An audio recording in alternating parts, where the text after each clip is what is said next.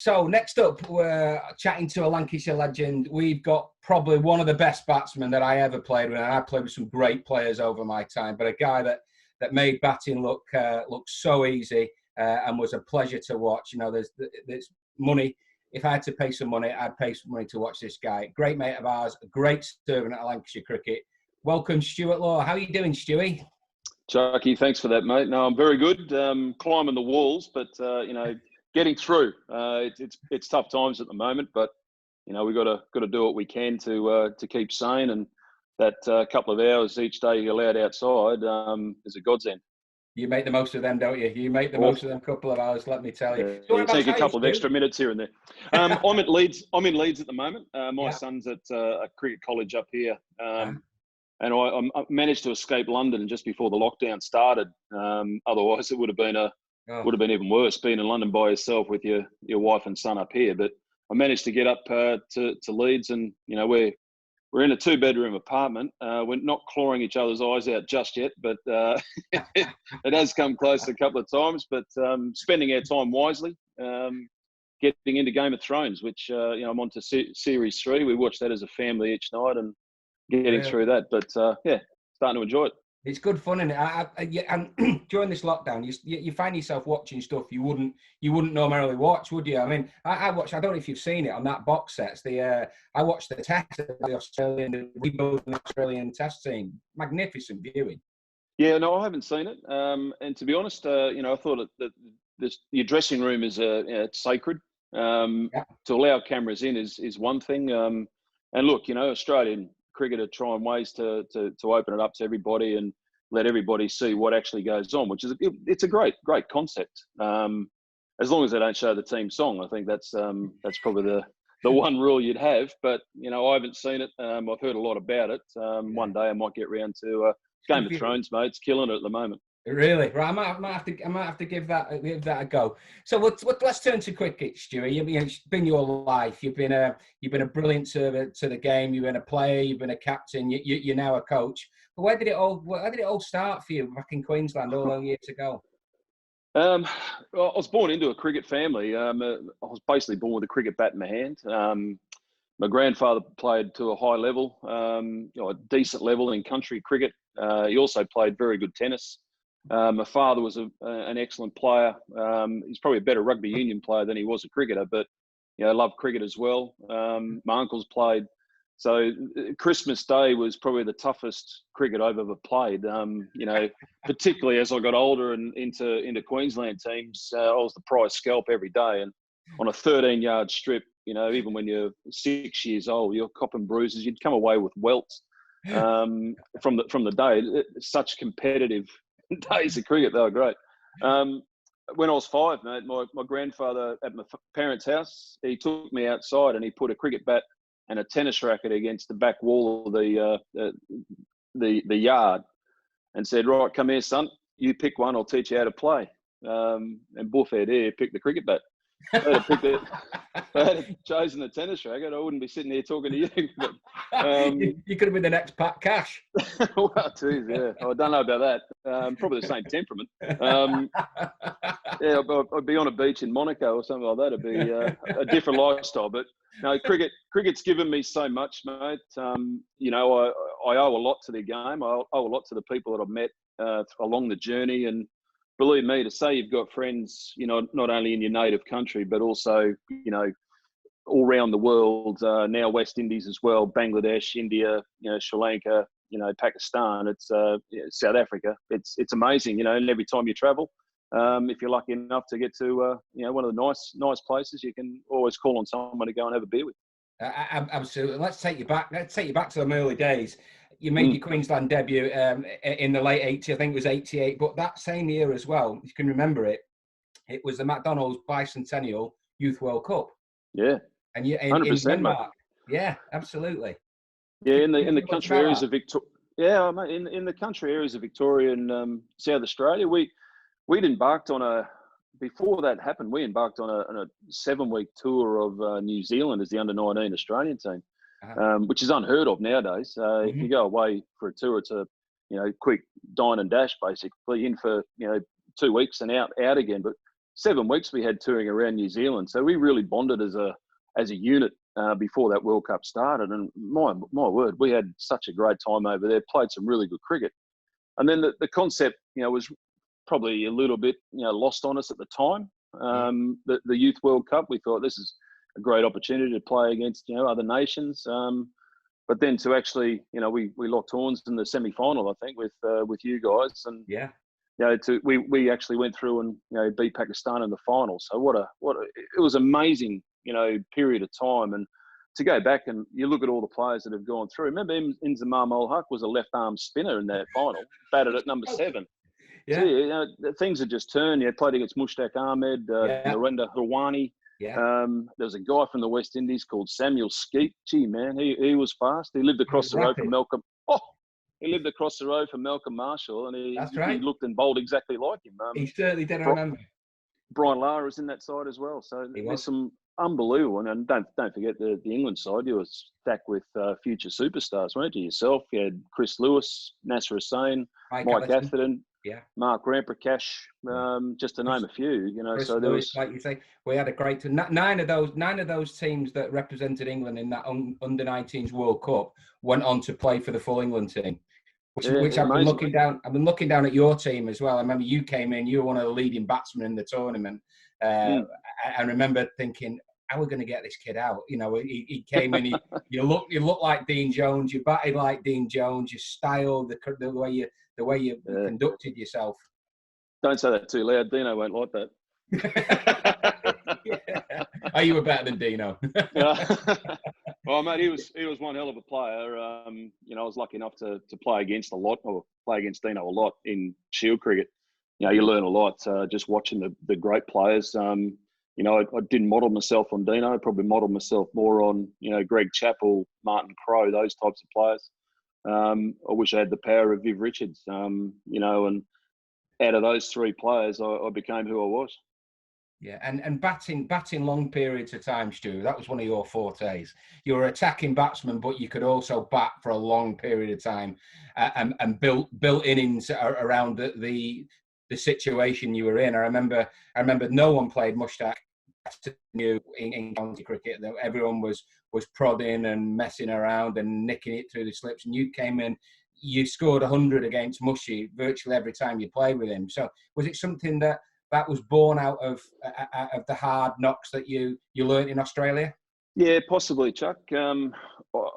When I played the game, I always wanted to take the game forward. I didn't want to let the game just peter into a no contest, a draw. Always tried to get our position into a dominant position. Mm-hmm. And sometimes you live and die by the sword. If you're driving on the up through cover at the Gabba, if you nick one, well, you nick 25 of them. Eventually you're going to get one right. So I always try to take the game forward. But as you say, the older I got and the more, don't forget, I grew up and I played cricket. And when I was scoring runs, I was always told, and not words, but actions and things that happened to me, that I wasn't good enough. So I had a career of trying to prove people wrong. People saying I should have been picked for Australia, should have been picked here, should have been doing this, doing that, and I wasn't. So basically I was being told I wasn't good enough.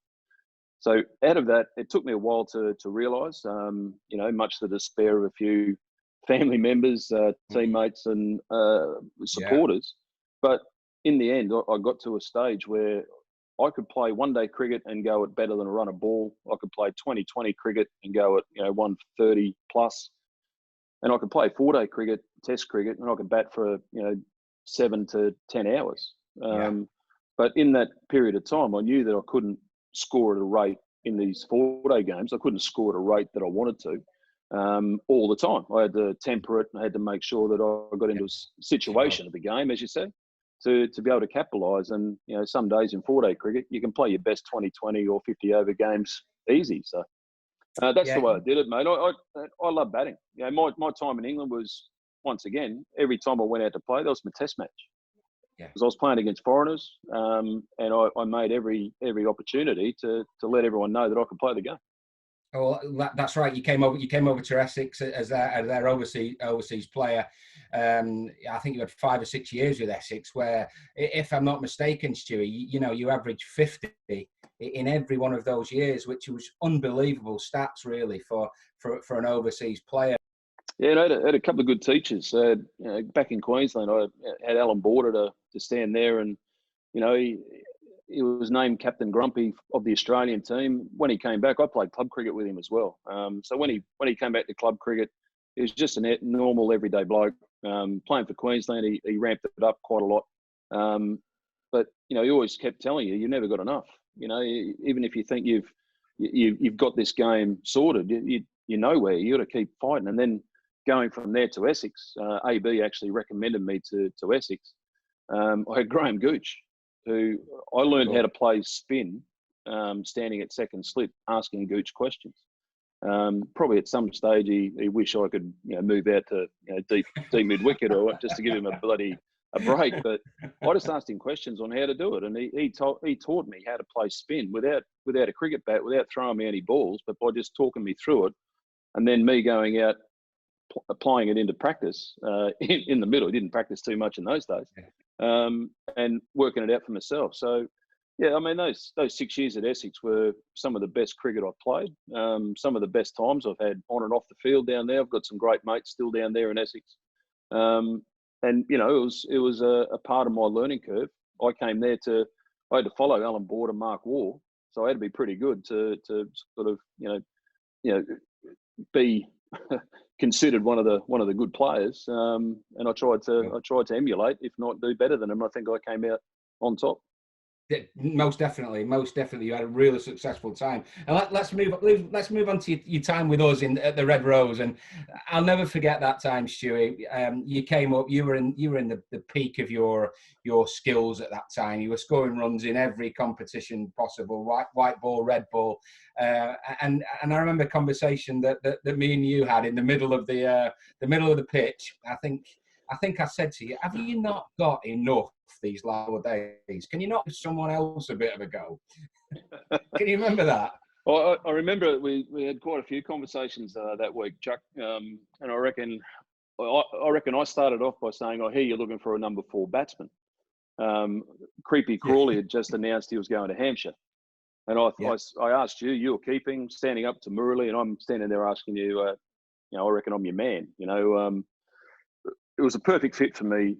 Essex, the time had come to an end. Unfortunately, it ended in unfortunate circumstances. But, I'm now married. My wife's from, just outside Liverpool, coming home closer to her family, who, one of my, I love them to pieces, love them like my own. We just thought, what a great opportunity this would be if I could actually play for Lancashire. And having played for Littleborough, used to go and watch Lancashire in the 90s, early 90s, knowing the history that you guys created, and to be part of it and hopefully try and take it on and better it or contribute to it, was an appealing factor. I never forget asking you if you're looking for a number 4 batsman, and I got peeled off for 100 in the first innings, not out, and then came out in the second innings and said, "You sure? I'm your man, mate. I'm your man." And you go, "Oh, we'll have a beer at the end of this game." And I'm still not 100% sure. And then I got 100 in the one-day game, and I said, "Mate, let's buddy sit down and have a chat." And you go, "Yep, no problem." I think the conversation was, we need to sign this kid straight away. We need to sign him now before anyone else signs him. And you came to Lancashire. You were super successful again. Great team, man. Great. When I was captain, it was great to have someone like you that I could feed on your experiences from your Queensland days as captain and the success that you had, and you fitted straight into that team and was super successful. Yeah, well, one thing I've always tried to do is, no matter where I go, I become that that player. I moved from Essex, and at Essex I was Essex through and through. If someone came in and tried to talk us down, I'd try and beat them off. The same thing with Lancashire. When I turned up to Lancashire, I was a Lancashire player. It didn't matter about Essex anymore. I was Lancashire. So everywhere I've gone, I've put my heart and soul into that time. And that was whether it's just worrying about scoring the runs, whether it's doing what the team needs at a certain time that no one else wants to do. I'm happy to do the tough yards, and also making sure that we're having some fun, because I knew along the way that if we're not having fun, we're not doing this right, because it can become an absolute grind. And boys talk about this day and age the amount of cricket they play. Geez, I remember travelling up and down motorways, getting home at 3 o'clock, and then the next day you're lining up for another one-day game or a T20 or whatever it was. It's just water off a duck's back. We just loved it. I absolutely loved the time at Old Trafford. Playing at Old Trafford for me was, it's steeped in history. The time the ground was a bit old. I'd love to have played at the new Old Trafford. It looks an amazing stadium now. But having said that, there was so much history at that ground. The likes of Don Bradman walked out there and played, and in test matches. So every time I played, it was a test match. I just loved it. The crowd was supportive. Even on a bad day, they were some would get into you, but that's their right, and that sort of spurred us on a bit more. Sure. But the crowd we played for, massive membership. Every day there was something riding on it. So I just really resonated and love it. I still love Manchester today. One of the best cities, one of my favourite cities in the world. So I love going there. I still call it home when I'm away from Australia. And every time I drive into where I used to live in Wilmslow, I get a really good feeling, and I do feel very comfortable in that area. So I've got a real affinity with Lancashire, mate. Love it.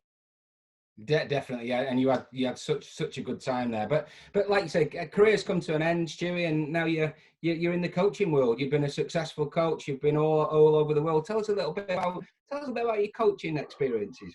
Well, it started with playing at Lancashire with Murali. I remember in 2009, I heard that they were looking for an assistant coach to Trevor Bayliss. At the time, I just negotiated with, funny enough, Middlesex to do some batting coaching for the club. I organised 70 odd days a year, which coming from a player to a coach, it pays significantly less. But then as I was driving back up the M1 or the M6, on the M6 for 4.5 hours just to go 6 miles, I had a call from Trevor Bayliss, just saying, look, we're looking for an assistant coach. Murali tells me that you're interested. Do you fancy coming out and hanging with us? This is 2009. It was the run into the 2011 World Cup. Sri Lanka were going to be co-hosting it with India and Bangladesh. And I thought, what a great opportunity. I rang Gus Fraser. Gus said, look, mate, you got to go. So I got into coaching that way, really. What an introduction it was. My first job was to keep Murali away from the batters in Sri Lanka, because Murali had a great way with batsmen. Walking in, I was a good ball, no, tough wicket, no, bad shot, yeah. So that's the way I used to talk to the batters. So Mahela used to say to me, coach, just take him away, go and sit down there, drink tea all day with him. Don't let him anywhere near the batters. That was my job. One of them anyway. But it started from there, mates. And we had a really good run. We lost the final in the World Cup 2011 to India. I don't think too many teams would have beaten MS Dhoni on that day. He was absolutely unbelievable. He was. And then from there, it just sort of I changed teams. Went to England with the Sri Lankan team. By then, Bangladesh had approached me to be their head coach. So I went off to Bangladesh to head coach. I lived in Dhaka for 12 months. Wow. That was interesting. Interesting experience. One that I cherish, because it was my first real go at head coaching, and got the Bangladesh team up and running into an Asia Cup final for the first time in their history. Yeah. And then an opportunity came after that to go home and work in the academy in Australia. So moving back to my hometown of Brisbane, working at the High Performance Centre in Brisbane was once again too good to say no to. But from there, mate, it's been a bit of a roller coaster, a bit up and down. I coached Queensland, got relieved of my duties there in somewhat, well, diabolical terms, really. But anyway, life goes on. And then from there, mate, I got told that if I wanted to stay in cricket, I had to go overseas. So I went and coached in the Bangladesh Premier League. Had a meeting with Dave Cameron from the West Indies, and lo and behold, I ended up being the West Indies coach for 2 years. And I can say right now, 2 of the best years of coaching cricket my whole life. Really? Yeah, in cricket. Some of those players don't get enough credit for the way they go about their things. They love cricket, contrary to what people believe. Yeah. They absolutely love cricket. They talk cricket all day long. It's not about money. It's not about T20. It's not about this. They love Test cricket. And that really gave me a buzz, and I really enjoyed it. It came to an end early, but I saw the writing on the wall. And then, lucky enough, Middlesex jumped in, and mate, now Lancashire's gone, and I'm now a Middlesex boy. Listen, I'm sure if we cut you enough, we'd find a little red rose in there somewhere. Don't you worry about that. I got the red shirt on, mate. You know what, Stuart? It's been brilliant to catch up with you, mate. It's you'll go down as one of Lancashire's best ever overseas players. Class batsman, great guy with the lads, and we're delighted to be able to have spent half an hour having a chat and going over old times. Just before we finish, like we've done with all, would you like to give a message to people out there who are stuck inside and along the lines of staying safe? Yeah, look, it is tough times, people. It's no one's enjoying it, that's for sure. There are some who have it a little bit easier, but mainly the guys on the front line. They're doing an amazing job keeping us safe, healthy. Even if we are struggling at times. I mean, if you utilise that hour you're allowed outside, get outside. If you're able to, take in some fresh air. Start a new hobby, do something that you've not done before, learn a language. I've contemplated doing that myself, but I struggle with English at the best of times, so I better stick to this one. But look, to everybody out there, look, stay safe, stay healthy, ride this out. The end is coming, I'm sure. It won't be too long before we're out there doing what we want to be doing, so stay safe.